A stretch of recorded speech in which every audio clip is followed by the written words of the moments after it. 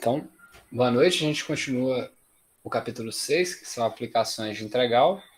Hoje a gente vai ver as seções 6.4 e 6.5. Então, nessa primeira seção 6.4, a gente vai trabalhar com a função trabalho, né? Então, esse termo trabalho, né, é usado aí numa linguagem, né, quando você está querendo dizer algum esforço ou alguma energia gasta para executar uma tarefa, né? Então, ele tem um conceito, né, que depende da força. O trabalho muitas vezes é vinculado, né, com o conceito de força. Então, a gente pode pensar em força como sendo, né, a ação necessária, né?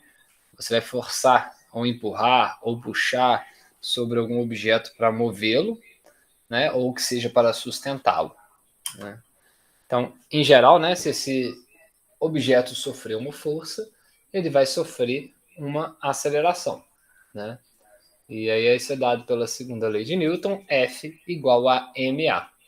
Mas a gente viu que a aceleração é a taxa de variação da posição no tempo. É a derivada segunda da posição no tempo. A derivada primeira da posição é a velocidade, e a derivada primeira da velocidade é a aceleração, ou a derivada segunda da posição é a aceleração. Então a gente pode escrever que F é igual a m d2s dt2, ou seja, a derivada segunda de s, que é a posição, em relação ao tempo. A força, que é geralmente usada em newtons, vai ter unidade de quilograma por metro por segundo ao quadrado. E 1 newton seria o suficiente para você produzir num corpo de uma massa de 1 kg uma aceleração de 1 metro por segundo ao quadrado. Ou seja, se você botar 1 na massa e 1 na aceleração, você precisa de uma força de 1 newton para mover. Né? Já no sistema norte-americano é usada a libra, né? E quando a gente fala que a aceleração de um corpo é constante, significa que a força que o está gerando também é constante. E o trabalho, ele é definido como sendo o produto da distância pela força. Vocês vão ver com mais calma isso no próximo semestre, né? Em física mecânica. Mas vocês já viram esse conceito no segundo grau, né? Então, o trabalho, ele é a força vezes o deslocamento ou a distância, né? Igual está aqui. Na verdade, é um produto escalar e ele vai ter a ver com a direção que a força faz em relação ao deslocamento, tá? Se ambas forem paralelas, ou seja, a força está gerando um deslocamento no mesmo sentido, ela vale em módulo FD. Se elas forem perpendiculares, o trabalho é zero. Mas isso não é um tema da aula de hoje, a ideia é como tirar trabalho através de um gráfico, né?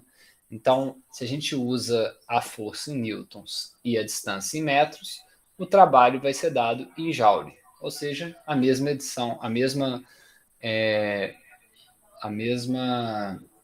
energia, né? É dado pela mesma sumiu a palavra aqui agora, né? Mas é dado pela mesma unidade de energia, que é o joule. Porque trabalho é energia, né? Quando você tem uma força realizando trabalho no corpo, ele está ou tirando ou cedendo energia para esse corpo. Tá?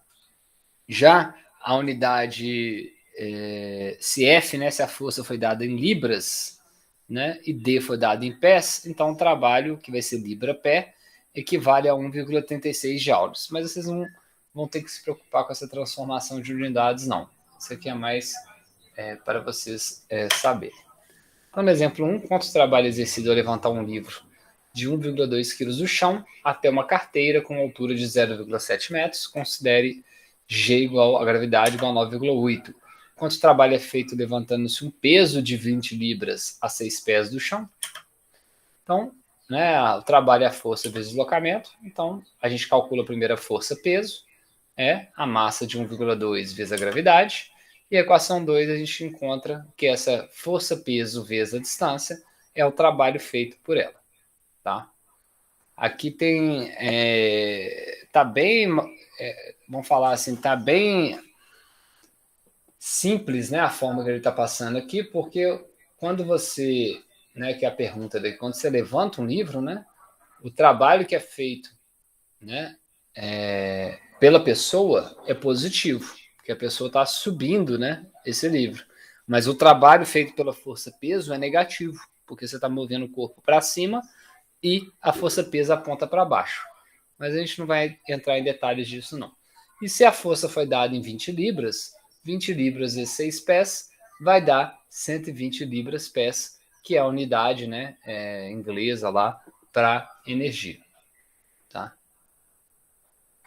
Então, a equação 2 define trabalho, desde que a força seja constante, e se a força for variável. Então, nesse caso, se a gente tem uma força, né, um objeto que se move ao longo da direção x, de x igual a até x igual a b, né, e entre cada ponto de x entre a e b, tem uma força diferente de f de x que está atuando. Mas f é uma função contínua, mas ela varia. Então, a gente pode dividir esse intervalo de atuação dessa força em subintervalos, né? x0, x1, que tenham larguras ΔX. Depois a gente pode escolher um ponto amostral no subintervalo, no meio desses intervalos, e considerar qual é a força nesse subintervalo.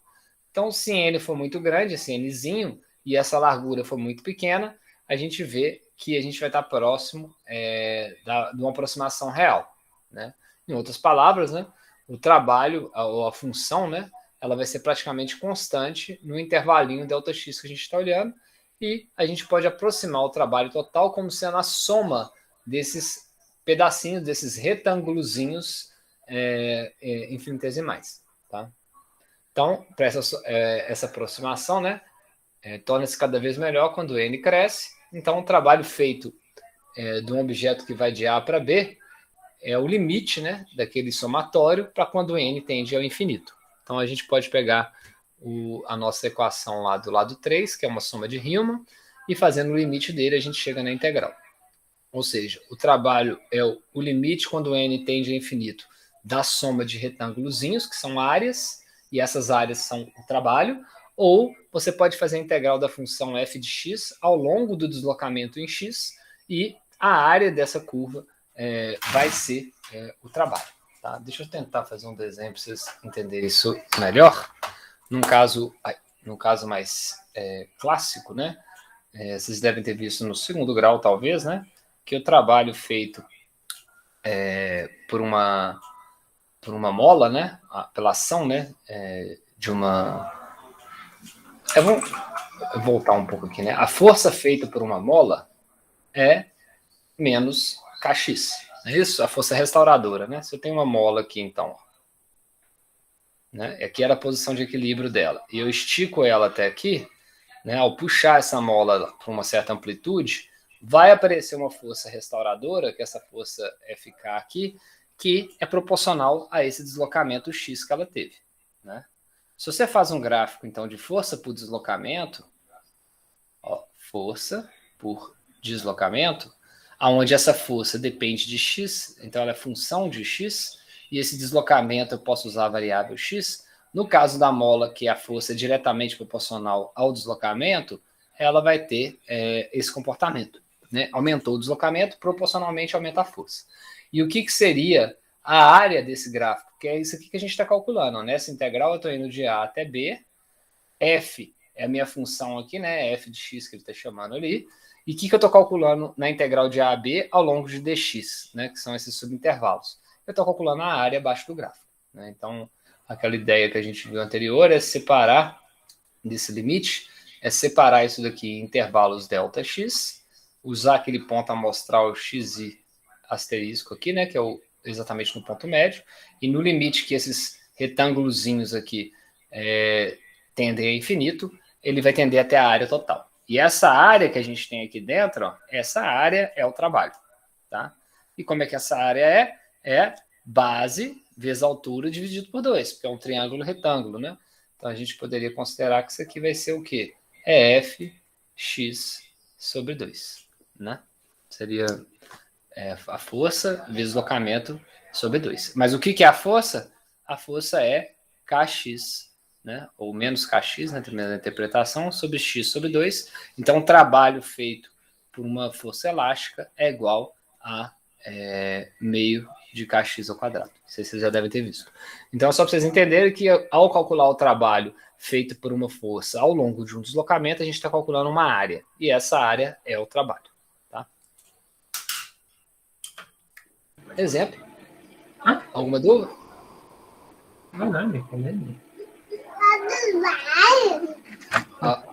Alguma dúvida aí, Valdeci? Abriu o microfone sem querer, eu acho. Sem querer, professor. Tranquilo. Então, no exemplo 2 aqui, achei que tivesse alguma pergunta, vocês podem me interromper se tiver, tá? Quando uma partícula está localizada a uma distância x metros da origem, a gente tem uma força de x ao quadrado mais 2x em newtons, ou seja, a força cresce com x, que age sobre ela. Qual que é o trabalho realizado se eu movo essa partícula de x igual a 1 até x igual a 3? Então, a solução, o trabalho é calcular a área abaixo dessa curva nesse deslocamento, que é a integral de 1 até 3 da função da força, que é x ao quadrado mais 2x, dx. Então, x ao quadrado, a integral é x ao cubo sobre 3, 2x, a integral é x ao quadrado. Então, eu vou fazer o limite superior menos o limite inferior. O limite superior vai dar 9, 18, 27 dividido por 3, 9. 9 mais x ao quadrado, que é com 3 é 9, dá 18. Então, eu tenho 18 no limite superior. E no limite inferior, que é com 1, eu vou ter menos 1/3 menos 2/3. Então, eu tenho 18 menos 2/3. Né? E aí daria 16 e 2/3 aí, né? Ou 50 terços. Em joules, né? Trabalho feito por essa força. No próximo exemplo, agora, a gente vai usar a lei de Hooke, aquela que eu ilustrei para vocês aqui rapidamente. Ó. Essa daqui que eu mostrei para vocês. Então, a ideia é que o Hooke percebeu, né, que quando você tem uma mola, essa mola ela gera uma força restauradora que quer voltar para a posição de equilíbrio, que é diretamente proporcional ao deslocamento dessa mola, ou tanto que ela foi deformada. Então, F é igual a Kx. K é uma constante, que é chamada de constante da mola, e a unidade dela vai ser Newton por metro. Quanto maior o K, mais dura é a mola. Quanto menor o K, mais macia é a mola. Então, nessa lei de Hooke, né, desde que x não seja muito grande, a bola tem uma posição natural, que seria sem deslocamento dela, da mola, e aí na hora que eu puxo esse bloco, né, num certo sentido, vai aparecer uma força no sentido oposto. Tá? Aqui está mostrando a força que foi feita para ela chegar nessa posição. Então, vamos resolver. Uma força de 40 newtons é necessária para segurar uma mola que foi esticada do seu comprimento natural de 10 centímetros, então 40 newtons faz 10 centímetros de deformação, para um comprimento de 15. Então ele vai fazer a deformação de 5. Né? Quanto trabalho é feito se eu esticar agora de 15 até 18? Então, de acordo com a lei de Hooke, né, a força para manter a mola esticada é x metros, além do seu comprimento é F igual a Kx. Então, de 10 para 15 centímetros, o deslocamento foi 0,05 metros. Então, a força para 0,05 metros é igual a 40. Então, 0,05 vezes K, porque é Kx, né? Então, Kx é igual a 40. Eu descubro que meu K vale 800. Né? Ou seja, eu preciso de fazer uma força de 800 newtons para deformar 1 metro a minha mola. Então, agora que eu tenho que minha força vale 800x, né? Ou seja, Kx, onde K vale 800, qual que é o trabalho para esticar de 15 até 18? Então, eu vou fazer, né, o trabalho, né, que seria esse cálculo daqui, de 0,05 até 0,08. Aí, novamente, né, se a gente tivesse aqui um gráfico de F de x, que é a nossa força da lei de Hooke, por x, aqui está como que ela funciona, né? Onde essa inclinação aqui vale 800, né? Essa inclinação aqui é K, que vale 800 Newton por metro. E eu estou olhando aqui uma fatia disso, né? Uma fatia desse cara daqui, que vai estar entre 0,05 e 0,08. Né? Então, eu vou estar calculando essa área daqui. Né? E ao fazer esse cálculo, então, né, a gente está indo de 0,05 a 0,08, 800x dx, a integral de x é x ao quadrado sobre 2, substituindo o limite superior e inferior, daria um trabalho de 1,56 joules. Manter essas alterações. Então, essa foi a seção 6.4. Vamos agora para as seções 6.5.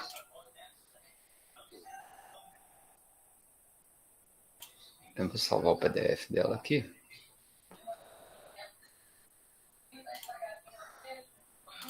Continuando, então, a última sessão desse capítulo, nós vamos ver agora como que usa o valor médio de uma função nesse cálculo de integrais, tá?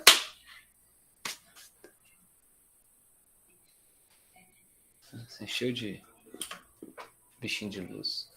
Valor médio de uma função. Então, é fácil calcular o valor médio de uma quantidade finita de números. O que é o valor médio? A soma dos números dividido pelo número de números. Então, se eu tenho lá 3 valores medidos, eu somo esses 3, divido por 3, eu tenho um valor médio entre eles. Né? Mas como calcular a temperatura média durante o dia, se a gente tem infinitas leituras possíveis? A gente não vai fazer na mão. Né? Então, muitas vezes, né, esse gráfico de valor médio da temperatura, né, poderia ser uma estimativa, igual a gente está vendo aqui. Então, a temperatura caiu, subiu, igual está aqui de azul, e a temperatura média seria esse valor que ele está marcando aqui, essa reta em laranja. Né? Então, em geral, a gente vai tentar calcular o valor médio de uma função entre A e B, começando por dividir esse intervalo entre A e B em n subintervalos iguais, cada um com um comprimento dado pela diferença do intervalo sobre o número deles. Né? Então, ou seja, se eu tenho 10 unidades, né, entre A e B, e eu tenho 10 divisões, o meu ΔX vai ser 1. 10 unidades sobre 10 divisões vai ser uma divisão para cada um. Então, em seguida, escolhemos os pontos em subintervalos sucessivos e calculamos a média dos números. Então, depois você vai calcular a média dos números gerados por esses intervalos escolhidos. Então, se f representa uma função temperatura, igual a gente viu, e n é igual a 24, então significa que a gente tem que fazer leituras a cada hora e aí calcular a média das 24 horas. Então, a partir desse deslocamento, ΔX, né, que vai ter a ver com o tamanho do intervalo e o número de pontos, a gente pode escrever o número de pontos ideal, né, como sendo B menos A sobre ΔX. E a média dos valores, então, vai se tornar, então agora que a gente está pegando o valor médio da função dividido por n, onde n foi substituído por b menos a sobre ΔX. Então, a gente pode passar multiplicando o ΔX aqui em cima, e a gente vai ter essa segunda expressão, né? E podemos... o que foi feito daqui para baixo? Nada, né? Praticamente está igual essas duas expressões, a de cima e de baixo. O livro só quis repeti-la mesmo. E aí, por último, a gente transformou esse somatório com o símbolo do somatório, que é esse daqui. Que está aqui, né? Esse E, então aqui é o somatório, né? De 1 até n divisões que a gente está fazendo para encontrar o valor médio de uma função. Então, se o n aumentar, a gente calcula o valor médio de um grande número de valores igualmente espaçados. Então, no limite, né, que a gente faça para infinitos números, para a gente poder pegar vários pontos amostrais, isso vai se tornar a integral de 1 sobre b menos a no intervalo de a b, da função f de x dx. Então, o valor médio de f no final do intervalo vai ser, então, 1 sobre b menos a, onde b menos a são os limites que você colocou da sua função, e a área que está abaixo da curva da função ao longo de dx, ou seja, de a até b, f de x dx. Vamos fazer um exemplo. A gente encontra o valor médio da função 1 mais x ao quadrado no intervalo de menos 1 até 2. Então, A é menos 1, B é igual a 2. Então, a gente joga na equação da função do valor médio. É 1 sobre B menos A, vai ficar 1 sobre 2 menos 1, que é o valor de 1. Né? Então, na integral de A até B, que é de menos 1 até 2, da função que é 1 mais x ao quadrado dx. A integral de 1 é x, a integral de x ao quadrado é x ao cubo sobre 3. Aqui do lado de fora deu 1/3. Então, substituindo o limite superior, posso fazer aqui só para vocês entenderem, né? Ele pulou um passo aqui, né? Então, substituindo o limite superior, a gente teria 2 mais 8/3, e substituindo o limite inferior, a gente teria menos 1, que é o primeiro termo, e o segundo é menos 1/3. Então, vai somar isso daí. Então, isso teria que dar, né? Então, aqui vai dar mais, na verdade, né? O menos vai somar com esses dois números. Então, a gente tem 1/3, 8/3 mais 1/3 deu 9/3.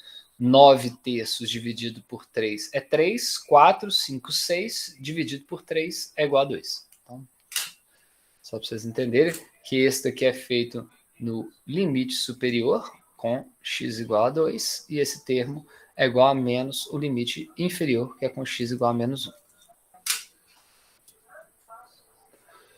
Então, se a t de t for uma temperatura no instante t de tempo, a gente pode imaginar a existência de um instante específico no qual a temperatura é a mesma da temperatura média. Então, nessa oscilação que ela está tendo, uma hora ela pode ser igual à média. Igual a gente está vendo aqui, ela é igual à média em 2 pontos.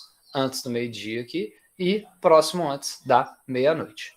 Então, em geral, existe um número C, que a gente vai chamar, no qual essa função que a gente está vendo em azul é exatamente igual ao valor médio da função.